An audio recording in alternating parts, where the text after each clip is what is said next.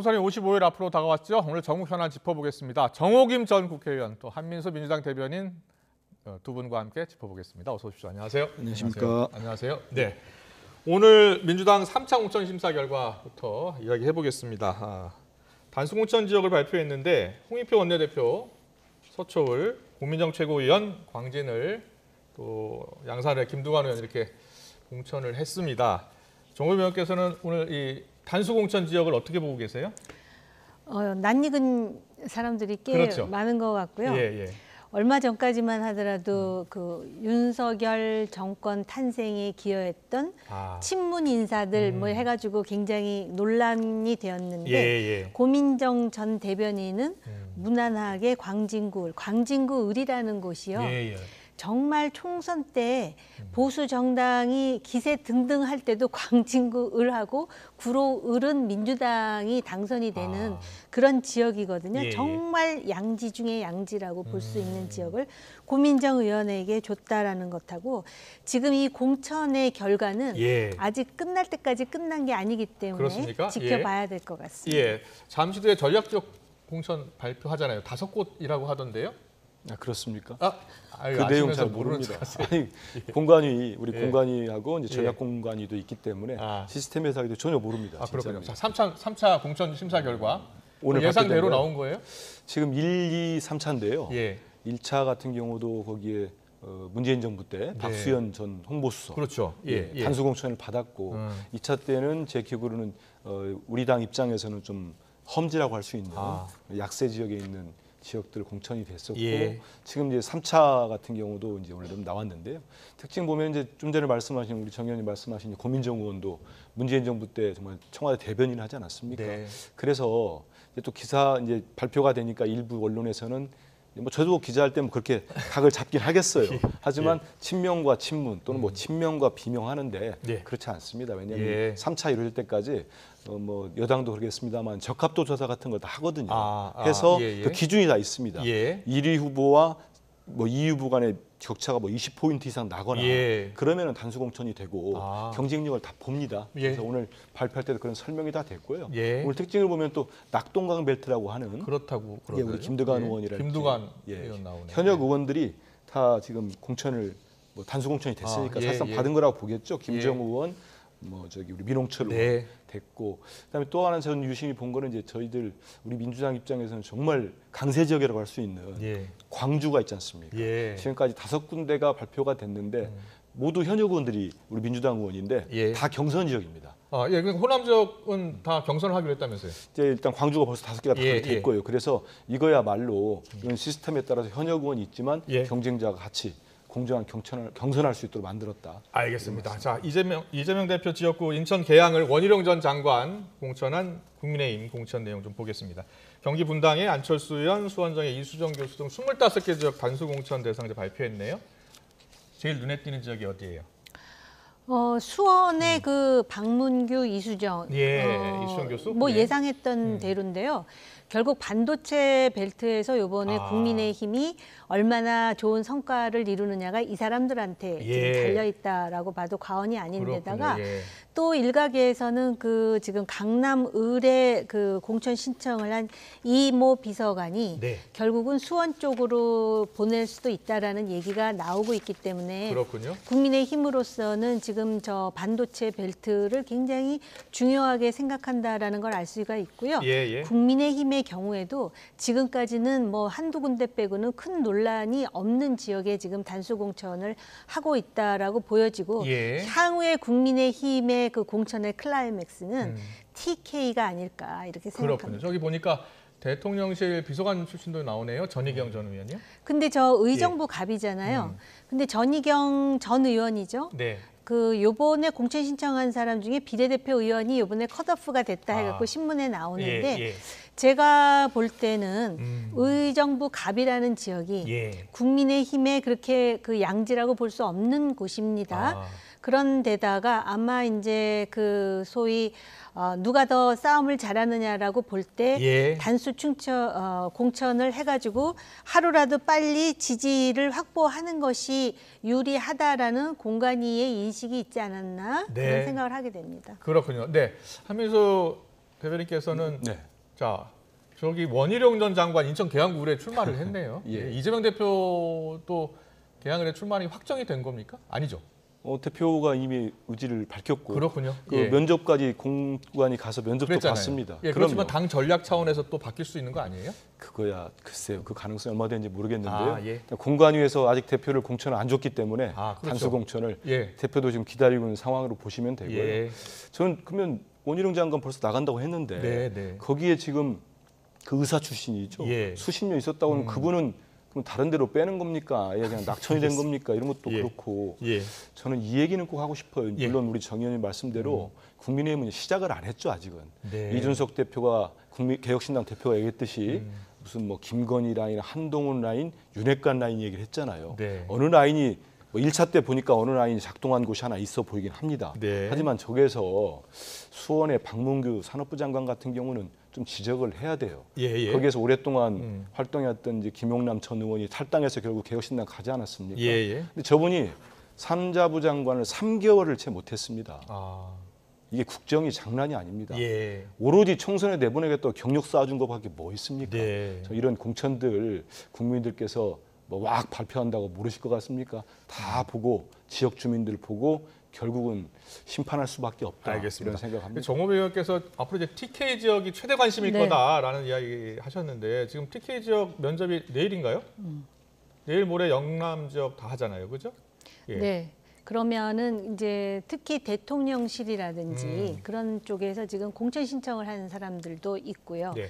그 다음에 이제 그 PK 지역과 관련해 가지고는 이미 경남지사를 역임했던 정치인 예. 그리고 부산시장 이런 사람들을 재배치를 그랬죠. 해가지고 예. 낙동강 벨트 벨트를 이제 사수하겠다라는 것인데 사실은 이런 지역은 국민의힘으로서는 굉장히 유리한 지역인데 네. 이 재배치를 해가지고 만약에 좋은 결과를 얻는다면은 네. 낙동강 벨트를 완전히 이제 그 독점할 수 있다라는 그런 전략적 계산을 하는 것 같습니다. 그리고 네. 이제 TK 지역이 왜 중요하냐면 지금까지 수도권에는 소위 용산 출신이라고 하는 사람들에 대해서 그렇게 뭐 뚜렷하게 그 공천을 예. 해가지고 문제가 되는 그런 일은 연출되지 않았습니다. 예. 그렇기 때문에 많은 이목이 지금 집중된다고 볼 수가 있는 그렇군요. 것이죠. 자, 영남권에 과연 대통령실에서 일했던 인사들이 얼마나 또 이 공천을 받을지가 최대 관전 포인트가 될 것 같고요.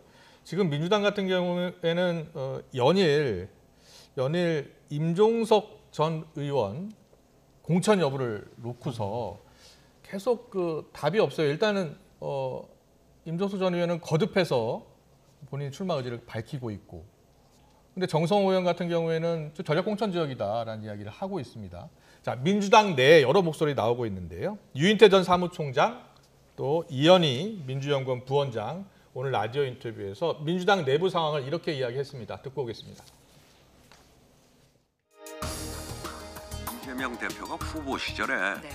민주당의 이재명이 아니라 이재명의 민주당을 만들겠다고 같은 얘기를 했었거든요. 대선 후보 시절에 네, 했습니다. 대선 후보. 제3지대로 나간 사람들 뭐 이런 거 보면 지금 더불어민주당이 아니라 이재명의 민주당을 만드는 작업을 하는 게 아닌가. 가령 그렇게 하려고 한다 그러면 큰 코 다칠 수가 있죠. 친명, 찐명을 심는 행동들이 이어진다고 하면 큰일 날 거다. 그러겠죠. 신문 같은 경우는 2002년에 등장해서 거의 22년 동안 민주당을 주도해온 이제 정치 세력인데 부동산 정책 실패라든지 아니면 또 재집권에 실패하는 이런 같은 실수를 반복한 정치 집단인데 20년간 할 만큼 했고 이제 앞으로 미래를 책임질 어떤 실력도 부족한 것이 드러났기 때문에 좀 시대적 역할은 끝난 것 아닌가 뭐 그런 생각이 있습니다. 그래서 시대적 소임을 다 했으면 좀 스스로 물러나주는 그런 것이 아름다운 모습이라고 좀 생각을 합니다. 네, 친문 같은 경우에 시대 역할이 끝난 것 아니냐, 물러나야 하는 것 아니냐. 이거 민주연구원 부원장이잖아요. 예. 그런데요. 네.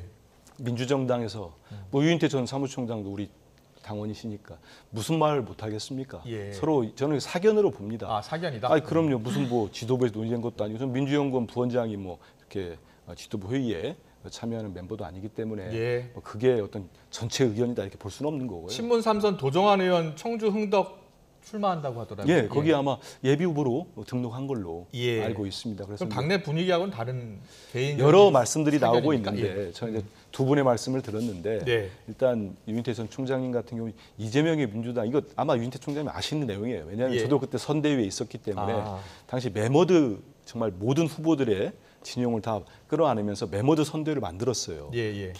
벌써 2년 훨씬 지난 얘기지만 근데 이게 굽뜨다 보니까 제대로 움직이지를 못했습니다. 아, 예, 그래서 예. 당시에 이제 대표가 후보 시절에 얘기한 거는 이제 빠르게 신속하게 선거 전에 캠페인에 임하겠다. 그러면서 이재명의 민주당을 만들겠다는 말씀을 했지요. 네. 근데 이게 지금 공천하고 대입을 시켜버리면 맞겠습니까? 아. 그 공천이라는 게 지금 당에 공천 관련된 기구만 해도 상당히 많습니다. 예, 예. 공관위가 있고 전략공관위가 있고 후보 검증위도 있었고 네. 이 신청위도 있었고 지도부가 또 최고위가 있고 여러 단위에서 논의가 됩니다. 예. 그런 과정에서 어떻게 특정인의 입김으로 모든 공천을 알겠습니다. 그렇게는 못하는 거고요. 예, 그렇기 예. 때문에 그 시스템에 문학진 전 따라서- 의원 아시죠?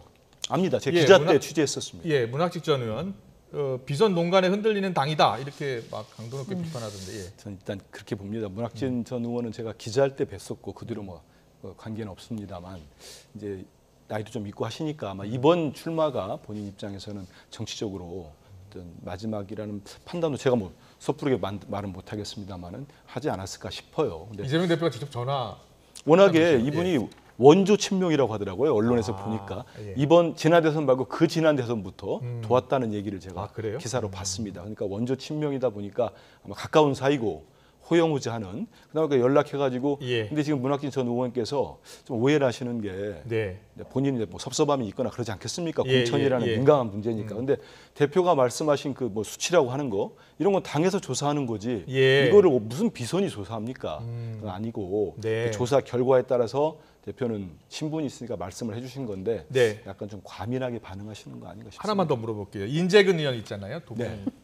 갑 3선 불출마하면서 이제 김남근 변호사 이야기 나니까 지지하지 않는다 이런 표현을 하더라고요. 저도 좀 참 놀래긴 했습니다. 예, 예. 왜냐하면 인재근 의원은 누구 배우자신지는 알지 않습니까? 그렇죠. 김근태 의원. 많은 국민들이 예. 존경하고 있는 김근태 전 장관님의 배우자고 김근태 장관께서 거기서 한 3선 정도 하셨을 겁니다. 그 민주당 도봉 상임 지역에서. 고문. 예, 맞습니다. 예. 그리고 예전에 고문도 당하시고 뭐 민주화의 투사시죠. 그러니까요. 인재근 여사님도 이제 그 뒤에 이제 그 지역에 나가서 3선을 하셨는데 본인도 여러 가지 문제로 이제 대표에게 불출마 얘기를 한 것 같습니다. 아, 예. 하면서 이제 본인이 생각하시는 분을 대표께 추천하고 뭐 지금 이제 김남근 변호사까지 나온 것 같은데 저는 이런 생각을 합니다. 원론적이긴 한데 일단 아름답게 또 기득권을 내려놓고 불출마를 선언하셨는데 예. 거기에 대해서 누구는 되고 안 되고 이렇게 말씀하시는 거는 조금 과하다고 볼 수도 있겠다 이런 생각이 알겠습니다. 자, 민주당 이야기를 좀 많이 여쭤봤으니까 이제 정호배 의원께는 저도 국민의힘 민주당 이야기를 얘기 많이 좀 예, 하면 물론입니다. 안 될까요? 국민의힘 이야기 많이 물어볼 거고요. 자,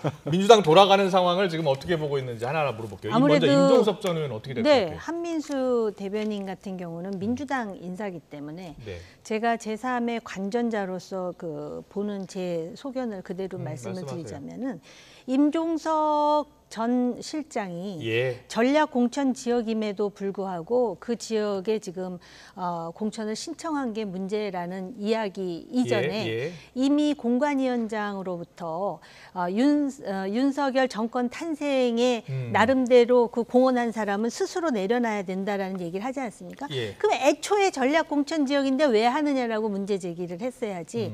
이게 앞뒤가 안 맞는 데다가 지금 고민정 같은 경우는 그 광진 의뢰 주면서 예. 그거는 제가 볼 때 같은 친문 인사라 하더라도 예. 이게 지금 서열이 있는 것 같다라는 생각이 듭니다. 왜냐하면 네. 임종석 같은 경우에는 지금 이번 총선뿐만 아니라 총선 끝나고 4개월 후에 당대표 경선이라든지 향후 대선이라든지 지금 강력한 잠재적 경쟁자라는 인식을 지금 하고 있는 게 예. 아닌가 이런 예. 생각이 들고요. 예. 그러다 보니까 공관위도 있고 후보 검증위도 있고 전략 공관위도 있음에도 불구하고 예. 지금 우리 김 앵커께서 지적하신 대로 왜 굳이 당대표가 직접 전화를 해가지고 네. 그런 얘기를 하느냐. 그러다 보니까는 유인태 전 사무총장 같은 원로가 이게 어디 민주당이냐 이재명의 당이지 이런 말이 나오지 않습니까? 예, 예. 아까 그 얘기하셨잖아요. 김건희 추천, 뭐 한동훈 예, 추천, 예. 윤핵관 추천. 그래도 거기는 세 주류로 나오는데 여기는 지금 오로지 이재명의 민주당에 의한 단일 공천이 아니냐라는 그런 의심스러운 그 의혹의 눈이 지금 그 일반적인 그 상식을 가진 사람들의 시각이라는 점을 반드시 지적하고 싶어요. 알겠습니다. 근데 저는 예. 좀 당황했어요. 뭐 우리 어떤 거요? 정 의원께서 저랑 친분도 두텁고 예, 한데 예.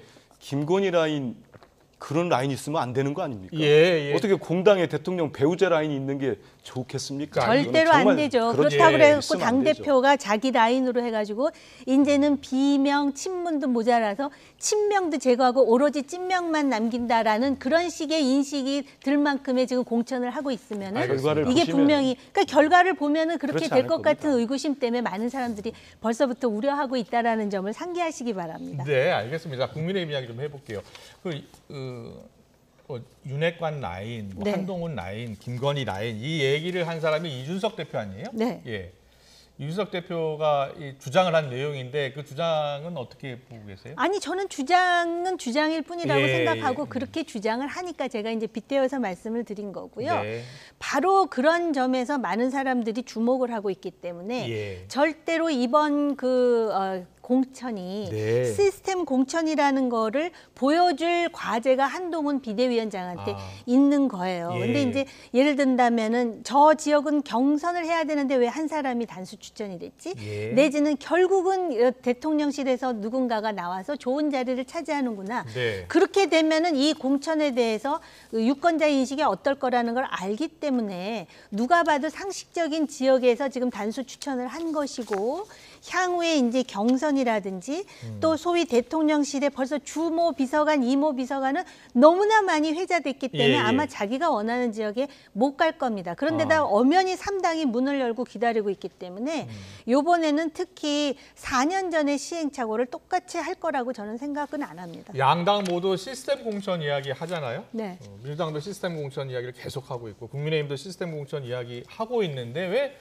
한동훈 라인, 윤핵관 라인, 친윤, 비윤 이런 이야기 계속 나오는 거예요. 이게 공천이기 때문에 그렇습니다. 차라리 미국식의 네. 오픈 프라이머리 같은 걸 하면은 이런 말이 안 나오는데 예. 공천을 하면서 거기다 시스템 공천이라고 붙이니까 민주당도 그렇고 국민의힘도 그렇고 시스템 실제로 공천은 무슨 시스템 공천이 시스템 아닌가요, 공천이에요. 그러면? 예. 그러니까 시스템 공천을 하려면은 아예 AI 보고 하라 그러는 게 맞죠. 근데 그렇게 안 되니까 그리고 하고자 하는 사람 너무 많으니까 이런 일이 생기는 알겠습니다. 거죠. 지금 저희 강남벨트 단수공천 현황 중에 박정훈 전 TV조선 앵커, 저 송파 갑 지역의 이제 석동현 전 사무처장, 윤석열 대통령 40년지기로 알려졌잖아요. 근데 일단 컷오프 됐어요. 근데 당의 결정에 겸허히 승복한다라고 했는데 이와 관련해서 그 지역구 원래 김웅 의원 지역구잖아요. 네. 근데 김웅 의원이 불출마 선언했기 때문에 안 나왔는데 김웅 의원이 이것은 공천이 아니라 짜고 치는 고스톱이다 이런 이야기를 하더라고요. 이게 무슨 뜻이에요? 차고 그 김웅 의원을 한번 불러서 예. 물어보시기 바라고요. 예, 예. 김웅 의원이 솔직한 사람이기 때문에 네. 당신 이건 무슨 뜻으로 한 겁니까?라고 물어보면 답변을 해줄 거라고 그러니까요. 보고요. 예. 어쨌든 기존의 의원 입에서 이런 말이 나오는 거는 이거는 분명히 뭐가 문제가 있다라는 인식을 주기에 충분하고요. 아, 예. 거기 제가 알기로는 안영한 전 의원도 그렇죠. 공천 신청을 한 것으로 알아서 예. 많은 사람들이 경선으로 할 거로 알았었어요. 그렇군요. 그런데다가 이 석동현 사무총장 같은 경우는 예. 말이 40년 직이지 이미 뭐 같은 학번이라는 거 외에 과연 친구인가에 대해서 많은 사람들이 그래요? 이미 얘기를 하고 있었기 그렇군요. 때문에 예. 아무튼 이 지역 얘기는 간간히 지금 나오고 있습니다. 심심치 네. 않게. 실제로 어떤 힘이 작용했는지를 또 나중에 알겠죠. 네, 알겠습니다. 제가 객관적으로 좀 국민의 상황을 볼까요? 국민의힘. 예, 한번 말씀해 주세요. 예, 이게 어떤 상황입니까 지금 국민의힘? 국민의힘의 공관위원장이 그런 얘기를 했어요. 보수 정당 국민의힘 처음으로 시스템 공천을 도입하겠습니다. 딱 국민들한테 발표한 거죠. 기자들 앞에 발표했습니다. 근데 무슨 일이 있었습니까? 그 다음 날 한동훈 비대위원장이 여당 당대표가 김경률 비대위원 손을 붙들었어요. 딱 손을 치켜세우면서 마포 의뢰는 김경률이 나갑니다 해버렸습니다. 김경률 비대위원은 뭐 수리식기 전에 관우장군 예. 비유하면서 돌아오겠다고 했는데 지금 이제 불출마 선언했습니다. 이미 국민의힘은 이런 라인이 돌아다니는 얘기 제기되는 것 자체가 네. 시스템 공천으로 이루어지지 않고 있다는 것을 방증한다고 볼 수 있습니다. 알겠습니다. 자, 시스템 공천이 이루어지고 있는지 여부는 우리 유권자분들이 좀 판단을 하실 것 같고요. 윤 대통령 순방 이야기 해보겠습니다. 취임 후 처음으로 지금 순방 일정을 연기했어요. 그 배경에 관심이 쏠리고 있죠. 여야에서는 어떻게 보고 있는지 듣고 오겠습니다. 윤석열 대통령이 이제 다음 주로 예정됐던 독일 덴마크 순방 계획을 출국 나흘 앞두고 돌연 연기를 해서요. 그 외교 관계와 또 국내적인 상황을 종합적으로 고려한 것 아닌가 그렇게 예. 보고 있습니다. 총선 앞두고 김건희 여사의 활동 재개를 부담스러워한 거 아니냐 뭐 이런 해석도 있고. 뭐 어떤 일이 생기면은 네. 그렇게 꽉 뭐 억지로 이렇게 갖다 붙여서 해석하려고 하는 분들도 있습니다만은 저는 뭐 그렇게 생각지 않습니다.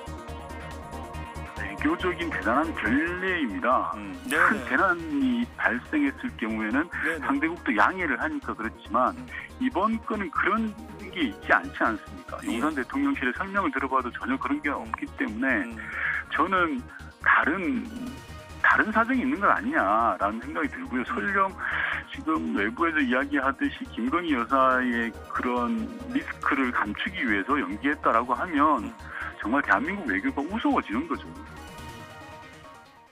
정우 의원께 먼저 여쭤볼게요. 정우 의원 시절에 이제 통일외교 안보 쪽에 네, 워낙 네. 또 전문가시니까 자 이게 지금 윤건영 의원은 이게 결례다라고 지금 이야기하고 있는데 결례입니까? 제가 보더라도 결례 맞습니다. 예. 왜냐면 나흘 전에 지금 연기를 신청했던데 그럼 진작에 했었으면 어땠을까? 예. 그리고 이제 총선을 앞두고 민생이 중요해서 그렇다는데 저는 그 점은 이해가 가는데 네. 그러면은 오래 전에 이미 그 약속을 하고 일정을 잡았을 텐데 그때도 이미 총선하고 얼마 떨어지지 않은 기간이라는 것은 예. 이해했을 텐데 좀 아쉽다는 생각이 들고요. 네. 그리고 벌써부터 야권에서 어떻게 공격을 하느냐면은 김건희 여사 문제로 네. 가기가 뭐하고 또 그러다 보면은 대외 활동이 노출되기 때문에 그런 거 아니냐라고 예, 예. 지금 의심을 하잖아요. 네. 그런 의심과 그런 인식을 심화시키는 그런 결정을 했기 때문에 이게 더 문제가 아닌가라는 개인적인 생각이 있고요. 그렇군요. 예. 그래서 이게 국빈 방문이기 때문에 부부 동반으로 해야 되는데 그렇지 못할 사정 때문에 그런 것인지 또 하나는 이제 예, 공식 예. 방문이었거든요. 그래서 이런 상황에서는 그러면은 대통령 혼자서라도 가셨으면 어땠을까라는 그런 아쉬움이 저는 있는데 이게 외교적으로 만약에 혼자 가면 더 큰 결례가 되는지 그 부분에 대해서는 제가 확인해 보지 못했습니다. 그렇군요. 네, 정호입 의원도 결례다라고 이야기하네요. 민주당은 대단한 결례다 이거. 예. 이게 일단 뭐 선후 관계를 보면은 우리 야당이 문제를 삼았다기보다도 대통령 이게 취소가 되면서 이미 뭐 좀 설들은 있었나 봐요. 용산 대통령실 주변에 기자들 사이에. 그러다가 취소가 되니까 언론에서 이런 분석을 쏟아냈어요. 사실 네. 김건희 여사 스캔들 때문에 이런 우려 때문에 부담 때문에 총선에 악재가 될까 봐 안 가는 거 아니냐. 전격적으로 나흘 전에 예. 이게 먼저 분석 기사 많이 나왔고 저희들이 이제 그런 입장을 냈죠. 근데 우리 국민들 볼 때 이게 지금 상식적입니까?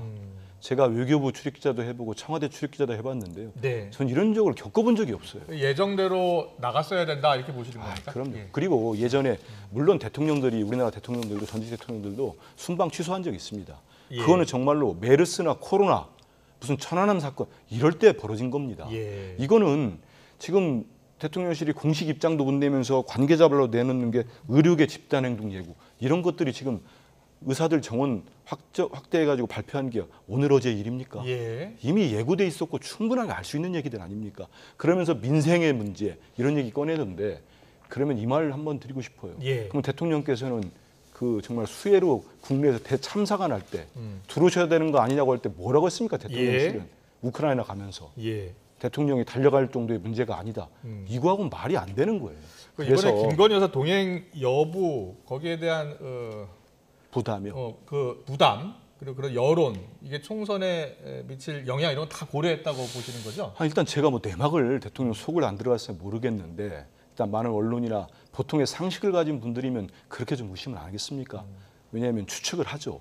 이번에 그 녹화 대담에서 대통령은 이번에 김건희 여사의 명품백 수수에 대해서 정말 사과는커녕 유감 표시도 안 했어요. 예. 박절하다, 아쉽다 이 말씀만 했습니다. 예. 이게 해소는커녕 더 악화된 거거든요. 네. 그러다 보니까 지금 김건희 여사가 이렇게 순방 간다고 또 등장하시는 것보다는 계속 안 보이시는 게 낫다고 판단을 한 거 아니냐 이런 의심이 있는데 만약에 저는 이런 의심이 사실이 아니길 바랍니다만은 그럼 김건희 여사는 언제까지 안 나오실 겁니까? 그리고 그러면 대통령은 정말 이 중요한 외교라고 지금까지 16번을 나가실 때마다 정말 이 영업사원 1호로서 내가 안 가면 안 된다 이렇게 하셨던 분이 이번에는 왜 안 가신 겁니까?